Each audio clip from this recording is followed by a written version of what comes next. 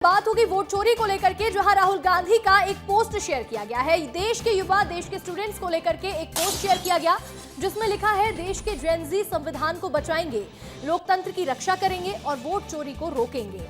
मैं उनके साथ हमेशा खड़ा हूं, राहुल गांधी ने यह पोस्ट शेयर किया। तो वहीं राहुल गांधी के इस पोस्ट पर बीजेपी ने पलटवार भी किया है। जेनजी परिवारवाद के खिलाफ है, ये निशिकांत दुबे ने पोस्ट करते हुए लिखा। देखिए, वोट चोरी को लेकर के लगातार पक्ष और विपक्ष आमने सामने है और ऐसे में अब राहुल गांधी ने पहले सोशल मीडिया पर एक पोस्ट शेयर किया है जिसमें जेनजी को लेकर के उन्होंने एक बात कही। उन्होंने लिखा है कि जेनजी संविधान को बचाएंगे।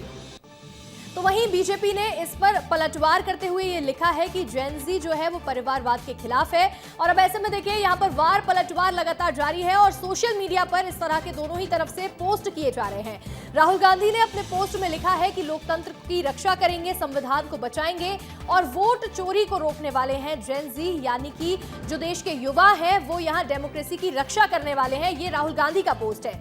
तो इसके साथ ही राहुल गांधी के पोस्ट पर अब बीजेपी ने भी पलटवार किया है और ये पलटवार करते हुए लिखा है कि जेनजी परिवारवाद के खिलाफ है। ये पोस्ट सामने आया और देखिए, डेमोक्रेसी की जो रक्षा है वो जेनजी करेंगे, ये राहुल गांधी कह रहे हैं। तो वहीं जेनजी परिवारवाद के खिलाफ खड़ा है, ये बात बीजेपी की तरफ से कही जा रही है। हमारे सहयोगी प्रत्युष सिंह जुड़ रहे हैं। प्रत्युष, वोट चोरी को लेकर के राहुल गांधी का पोस्ट वायरल है जिसमें राहुल गांधी जेनजी जो है उन्हें साधने की कोशिश कर रहे हैं और कह रहे हैं मैं उनके साथ खड़ा हूं। तो वहीं बीजेपी भी पलटवार कर रही है और कह रही है जेनजी परिवारवाद के साथ नहीं है। इस पोस्ट के क्या मायने हैं प्रत्युष?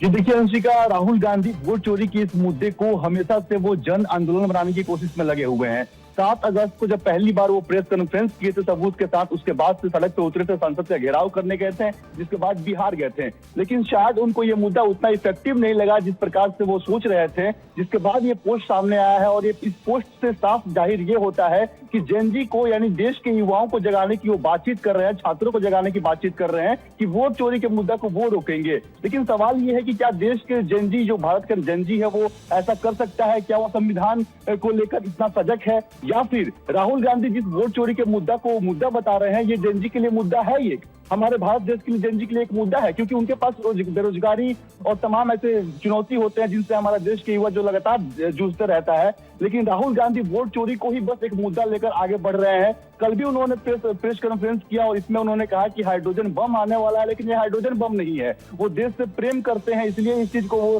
संविधान का रक्षा कर रहे हैं। सबसे बड़ी बात यह है कि विपक्ष यानी पूरा इंडिया अलायंस जो है वोट चोरी के मुद्दे को लेकर ही सड़क पे उतर रहा है। वोट चोरी के मुद्दे को लेकर ही लोगों के बीच जा रहा है कि देश में वोट चोरी हो रही है। लेकिन देश के युवा, नौजवान, छात्र या फिर जेनजी कौन है जो 1997 के बाद जन्म लिए हैं, क्या उनके लिए एक मुद्दा है? राहुल गांधी लगातार इस चीज को कोशिश कर रहे हैं कि ये जन आंदोलन बन जाए, क्योंकि जेपी के आंदोलन के बाद से देश में ऐसा कोई आंदोलन नहीं हुआ है जो सीधे तौर पे केंद्र के में बैठे, सत्ता पे बैठे लोगों को चुनौती दे पाए, केंद्र में सत्ता को चुनौती दे पाए। लेकिन राहुल गांधी शायद वोट चोरी के मुद्दे को भुनाने की कोशिश इस प्रकार से कर रहे हैं कि वो केंद्र को चुनौती दे पाए। अब देखना ये होता है कि उनका ये पोस्ट या फिर उनका ये मैसेज जो है वो जेनजी में और फिर युवाओं में कितना असरदार होता है, क्योंकि अभी तक जहां तक देखा जा रहा है वोट चोरी का मुद्दा जो है वो कांग्रेस कार्यकर्ता हो या फिर किसी भी देश के हिस्से में हो, वो लोगों तक पहुंचा रहे हैं। इंडिया अलायंस के जो कार्यकर्ता है वो लोगों तक पहुंचा रहे हैं। कोशिश कर रही है कि जो वोट चोरी का मुद्दा है उसे घर घर तक पहुंचाया जाए, युवाओं को इस मामले में समझाइश दी जाए। लेकिन